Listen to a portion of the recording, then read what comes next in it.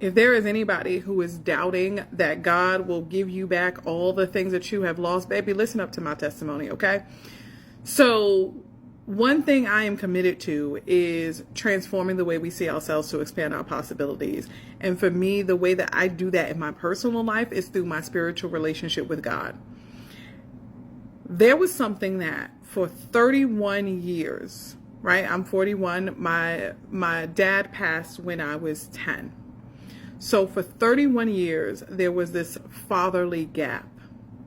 Now, as you can imagine, at 10 years old, you're not really living life. You're not going through the dating phases. You're not going through all those major struggles. And so I knew that there were voids that I was going to naturally experience. Given the nature of my work and all these different things, I consciously was aware of those voids. But I just thought they were always going to be deficits. And so I struggled with them. And through prayer, I would feel like God is like, I'm going to restore all that you feel that you lost.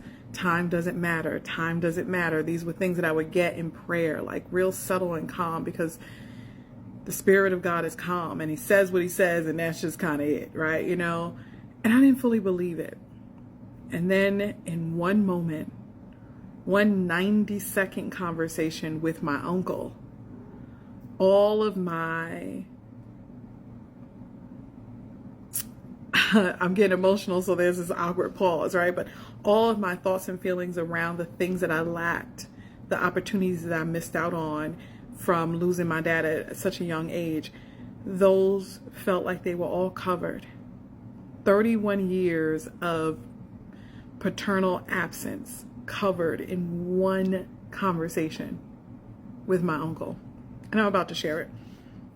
So, I was talking with my uncle and he was telling me, you know, hey, I want to have a conversation with this new guy that I'm with. He's like, I'm going to talk to him. And I'm like, no, you are not. And he says to me, he's like, you're my baby girl. You are my baby girl. He didn't say it not once, he said it twice. And I felt like that was God's way of saying, you're missing what I'm trying to tell you right now. Listen.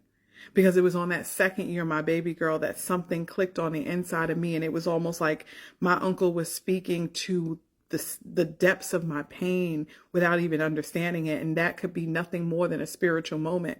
And he continued on to say, I love you and I care about you so much. You are my sister's youngest child. And so I am going to protect you. And in that moment, I felt like God was like, I told you, nothing will be lost. Listen in. No time will be lost. Never stop growing.